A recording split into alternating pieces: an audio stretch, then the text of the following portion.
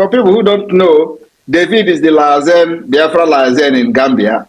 So for people who don't know him, David Nana is the Lazen officer of the Biafra Republic Government in Exile in Gambia. Wow. He's doing a very good job there. David, Mozambique, sir. Mozambique. Okay, Mozambique. Okay. All right. Mozambique. Sorry.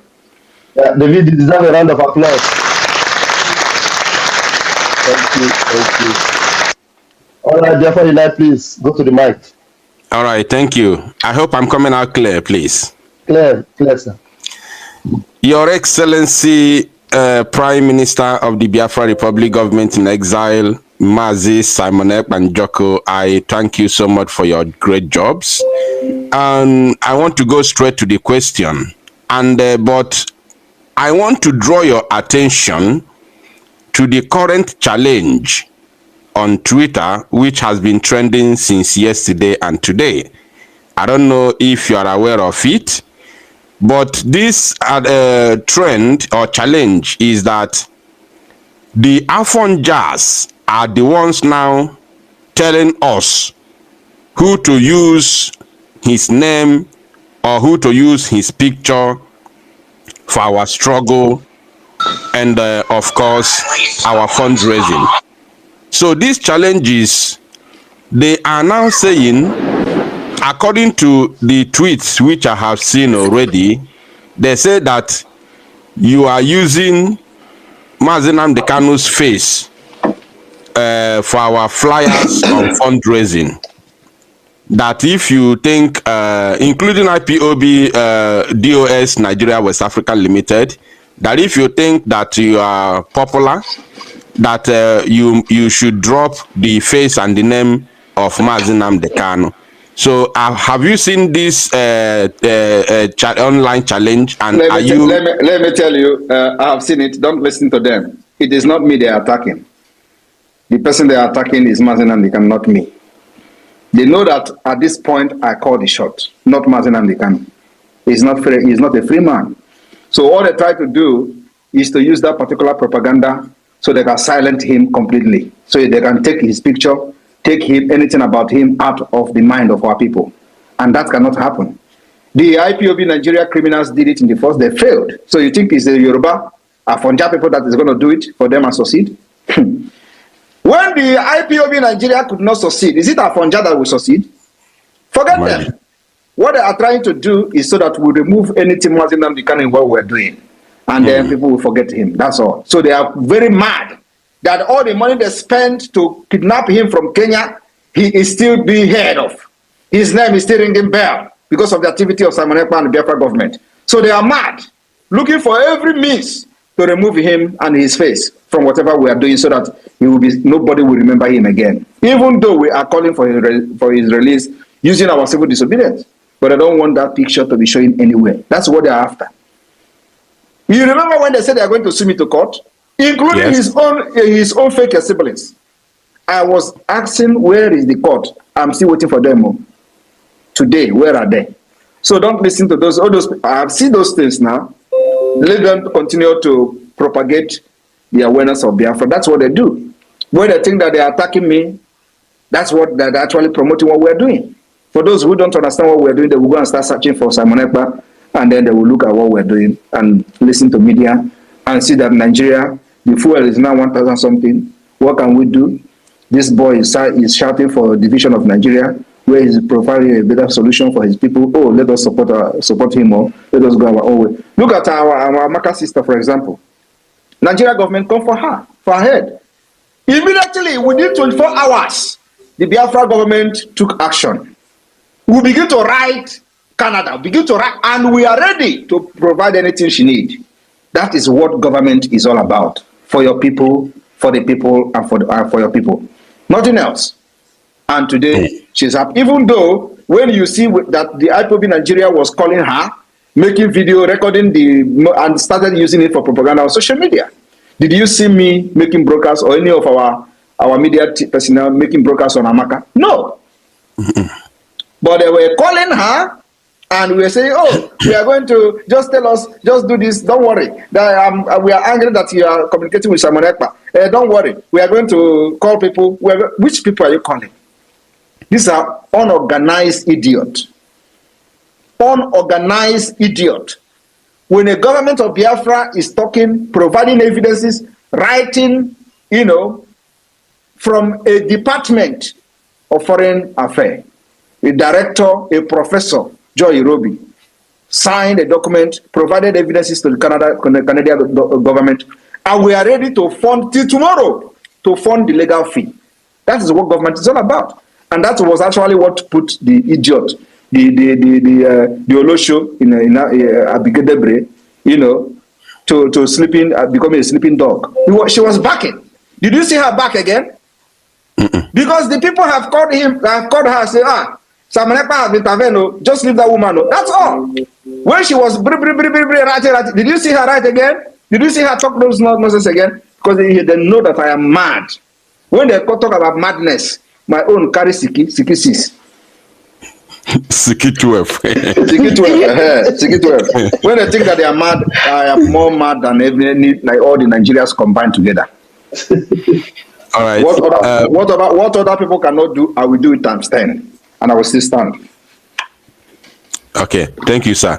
The second question, which will come with two A and B. This talking about, this one is not a question. I just want to emphasize briefly. This Amaka, our sister you talked about, there's a current video she made, I think that yesterday or today, where she was angry with the IPOB DOS Nigeria West African Limited because they were telling her to make a brief video, a 5 minutes video, and send to them so that they can post it. And they were telling her to insult you, castigate you, and say that you must not interfere to her case again. I don't know if you have seen that video, but that video is online now. So that one apart. Then the second question is, in Azua now, before we thought that because you talked about the fake siblings of Mazi Nnamdi Kanu. So before, initially we thought they have understood who is actually fighting for their brother's rule. Though somebody like me know their role, especially in Kenonuno, with Nkenonama, we know their role on the kidnap of Mazi Nnamdi Kanu. So I cannot be convinced in any way. But we thought they have calmed down all this while. But in Cape Azua, it seems like the devil has started rearing its ugly head. So my question is, do you think they have now come together again with the DOS West African Limited to carry out their second attack? No. They have not come back together. As a matter of fact, Oyendu Mazi Nnamdi Kanu have warned them never to attack me again. But as you can see, the attack is still coming, which means they have no regard for him. Two, Mazi Nnamdi Kanu have also threatened and warned the one they call Uchechi never to utter a word against me again. And I challenge them to come on social media and bring her again on Radio Biafra to attack me. And they will see the consequences of that. That is the latest. Wow. So, the one they call Meme is a car snatcher. Are you aware that he was locked up for 3 months? He was just released a few days ago. He was locked up for snatching a car. Of course, they claim that he bought the car, a snatch car. He didn't buy any car. He was part of the snatchers. He was locked up, detained for 3 good months. Did you hear it on social media? Did you hear it in any media? No, because they are part of those who kidnapped their brother in order to make money. Do you know that immediately Mazi Nnamdi Kanu was kidnapped, this guy have built a White House? Are you aware of that? Yeah. You are aware of that, right? Yes. Okay, so now think about it.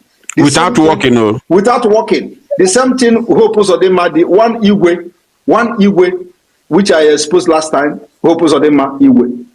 He is involved in kidnapping. He is the one kidnapping people, and when they kidnap, they are accusing Biafrans. This man was arrested and is still locked up till today.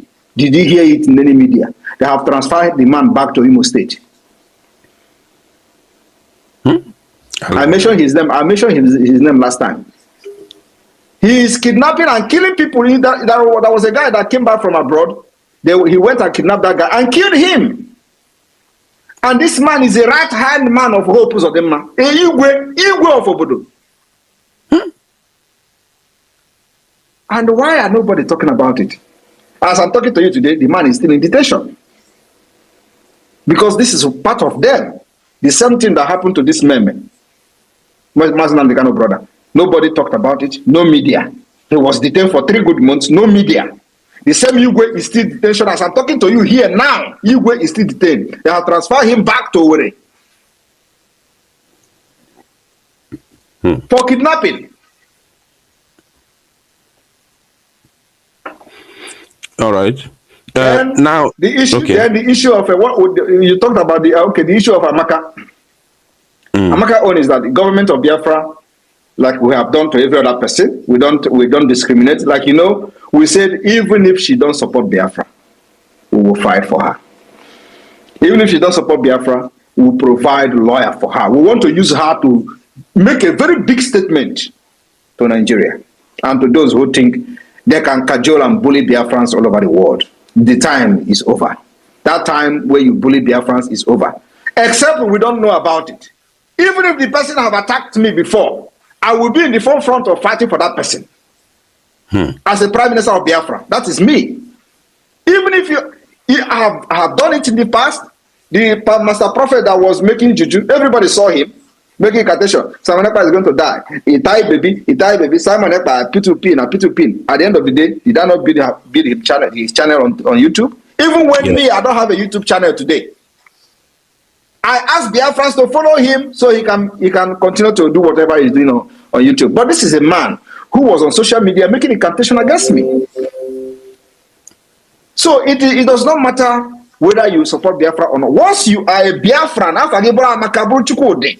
anywhere in the world, and this Abike Debris and Nigeria government call for it, I will be there to fight for you. That's the heart of a gold, the heart of a leader. And that Amaka. All right, wonderful people, welcome back to this wonderful channel where we'll bring you back-to-back update and information as they hot. In case you have not joined our social media handle, what are you waiting for?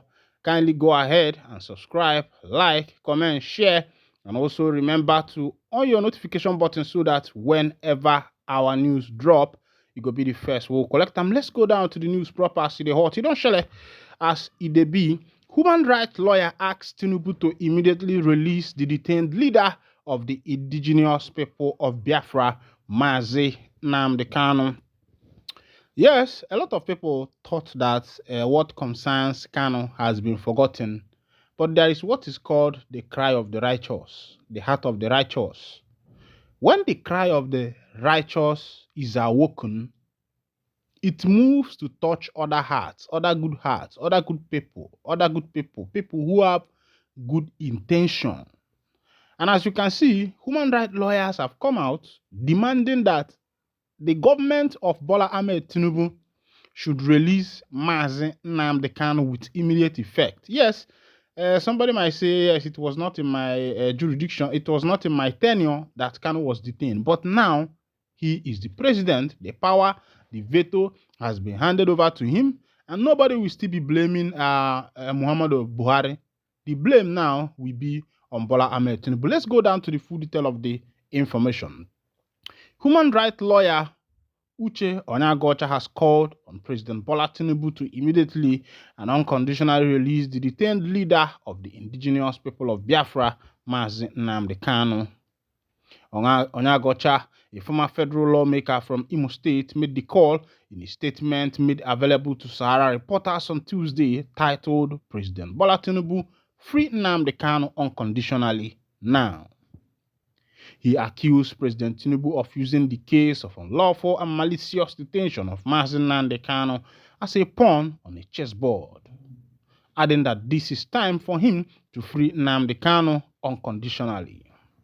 He warned that Kano's continued and unlawful detention was an affront on all Ndi and all lovers of freedom, regretting that Tinubu's attitude towards Ndi and most Nigerians since he got into power had been most conceding. Every aspect of your government manifests greed, criminality, and clueless, Onyagocha said. President Tinubu, I write on behalf of the silent majority of Ndi and lovers of freedom in Nigeria. Some of us worked hard to build the APC with you to bring about positive change in the country, but you and President Buhari turned the APC to a weapon of oppression and looting of the people's wealth, he stated. Arising from your dispute election against P2B and Atiku Abubakar, you have related with Ndi and most Nigerians as if we are a conquered people. Mr. President, be it known to you that neither Ndi nor any ethnic group has been conquered by you. We are free men and women, and we will resist you and your agents of subjugation. You have used the case of the unlawful and malicious detention of Mazi Nnamdi Kanu as a pawn on a chessboard. This is time for you to free Nnamdi Kanu unconditionally. Your continued and unlawful detention of Mazi Kanu is an affront on all Ndi and all lovers of freedom. Mr. President, please be reminded that all those who have a hand in the kidnap, arrest, unlawful rendition, malicious prosecution, and illegal detention of Mazi Nnamdi Kanu starting from President Ruto of Kenya have been put to shame. Take every step necessary to release Mazi Nnamdi Kanu unconditionally. This one is coming from the former lawmaker coming from Imo State, Uche Onyagocha. Ukonda Uche Onyagocha Kenedalamo Nwokike. It is not easy for a statesman to come out and speak the truth. And if you decide not to speak the truth, you die with the truth. You know, look at what just happened.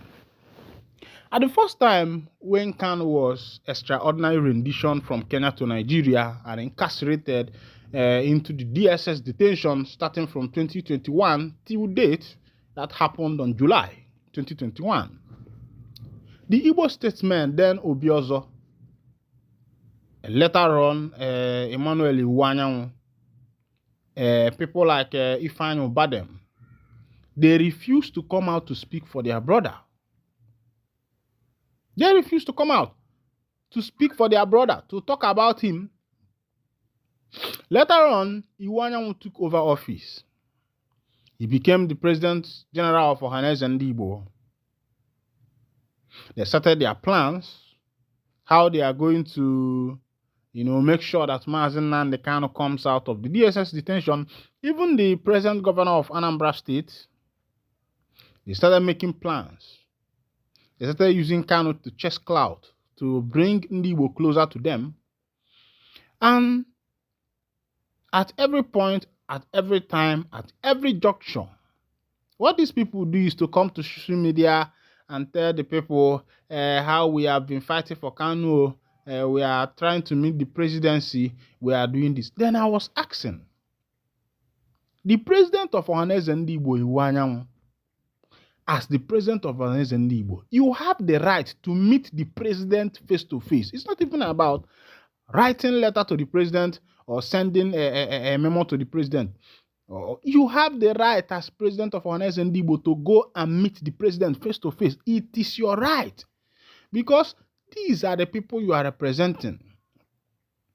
As a president of Ohanese Ndigbo, you are just like a president to Ndigbo. So, but these Igbo leaders, I don't know whether they are doing it out of guile. I want the too much. I don't know whether they are doing it out of guile, or maybe they are just doing it because they want to do it, or maybe it's because of the money. They don't want to speak about the sitting government because of one business or the other that they have. But the question is now, where is Emmanuel Iwanyanwu? Where is Ifeanyi Uba? Where are these people? They are nowhere to be found. They are gone and forgotten. Now, Uhuru of Kenya is now suffering his own shame too. I mean, President Ruto of Kenya, in whose tenure this thing happened, in your government, in your tenure, you were there, people came into your country and extraordinary renditioned a man who came into your country with another passport. They whisked the man away from your country, and when you were asked, your country could not give any account, but everybody knew that the last place Mazi Nnamdi Kanu landed was in Kenya. After 8 years, 8 days, Kanu was nowhere to be found until he was found, and he was able to explain what had happened to him after he was beaten, battered, broken. Now, and I am asking, what type of government are these African leaders operating?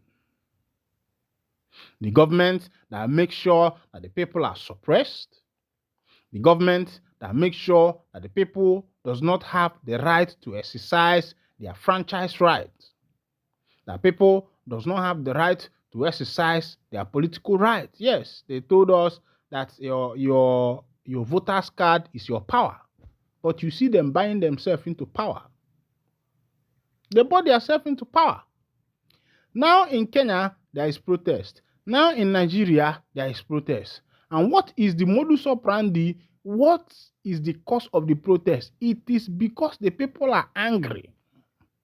There is hunger, there is starvation, there is scarcity of wealth, scarcity of food, scarcity of all forms of social amenities, which is supposed to be the first work of the government. Now, my question is, what is even the work of the government? Of course, you know that we have the government as a mercenary and we have the government as a body. I'm talking about the mercenaries that run the government. What is their work?